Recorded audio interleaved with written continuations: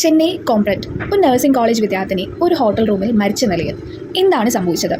കൊല്ലം ജില്ലയിൽ നിന്നുള്ള 20-കാരി ഫൗസിയ കോംബ്രറ്റിലെ ഒരു പ്രൈവറ്റ് നഴ്സിംഗ് കോളേജിൽ പഠിക്കുന്ന കുട്ടി.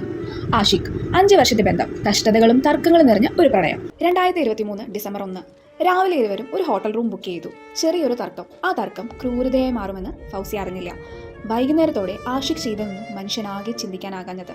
അവൻ ഫൗസിയെ കഴുത്ത് ഞെരിച്ചു കൊന്നു.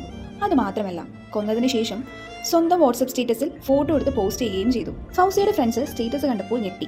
ഉടനെ തന്നെ പോലീസിനെ വിവരമറിയിക്കുകയായിരുന്നു ചെയ്യുന്നത്. CCTVയിൽ ആഷിഖ് ഹോട്ടലിൽ നിന്ന് ഓടിപ്പോകുന്നത് കണ്ടു. അവനെ മണിക്കൂറുകൾക്കുള്ളിൽ പോലീസ് പിടികൂടി. ആഷിഖ് മറ്റൊരു പെൺകുട്ടിക്കൊപ്പം വഞ്ചിച്ചതാണ് തർക്കത്തിന് കാരണമെന്നാണ് തെളിഞ്ഞത്. കോപം നിയന്ത്രണം വിട്ടപ്പോൾ ടീഷർട്ട് ഉപയോഗിച്ച് കഴുത്ത് ഞെരിച്ചു കൊന്നു. 17ാമത്തെ വയസ്സിൽ ഫൗസിയ ഗർഭിണിയായിരുന്നു. അന്ന് ആഷിഖ് പോക്സോ കേസിൽ അറസ്റ്റിലായി. ജാമ്യത്തിൽ പുറത്തിറങ്ങിയ ശേഷം രഹസ്യമായി ഫൗസിയെ കണ്ടുമുട്ടാറുണ്ടായിരുന്നു. ഒരു പ്രണയം, ഒരു വഞ്ചന, ഒരു ജീവൻ. ഫൗസിയുടെ മരണം ഒരു മുന്നറിയിപ്പാണ്. വഞ്ചനയും ക്രൂരതയും കൂടിയതിനാൽ അവസാനിച്ചത് ഒരു ചെറുപ്പക്കാരിയുടെ സ്വപ്നങ്ങളായിരുന്നു. കൂടുതൽ ക്രൈം സ്റ്റോറീസ് അറിയുന്നതിന് വേണ്ടിയിട്ട് ചാനൽ സബ്സ്ക്രൈബ് ചെയ്യൂ. Stay tuned. Thank you.